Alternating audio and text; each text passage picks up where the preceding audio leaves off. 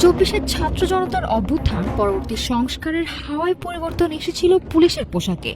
তবে শুরু থেকেই নতুন এই পোশাকের রং ও মান নিয়ে খোদ বাহিনীর ভেতরেই চলছে চরম অসন্তোষ। ল্যাব টেস্টে মিলেছে নিম্নমানের কাপড়ের প্রমাণ। এমন অবস্থায় ৯০% সদস্যের মতামতের ভিত্তিতে আবারও পুরনো পোশাকে ফেরার প্রস্তুতি নিচ্ছে পুলিশ। পরিবর্তন আর সংস্কারের দাবি ছিল শুরু থেকেই। সেই ধারাবাহিকতায় অন্তর্বর্তী সরকারের সময় বদলে যায় বাংলাদেশ পুলিশের দীর্ঘদিনের পরিচিত অবয়ব। কিন্তু নতুন এই পোশাক গায়ে চড়ানোর পর থেকেই অস্বস্তিতে পুলিশ সদস্যরা।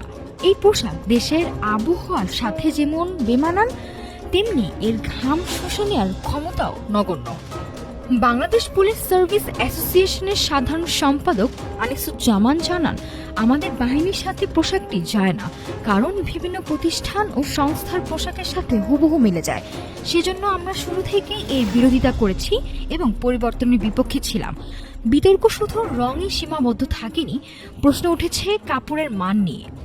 সরবরাহকারী প্রতিষ্ঠান নোমান গ্রুপের দেয়া কাপড় ল্যাব টেস্টে পাঠায় পুলিশ সদর দফতর।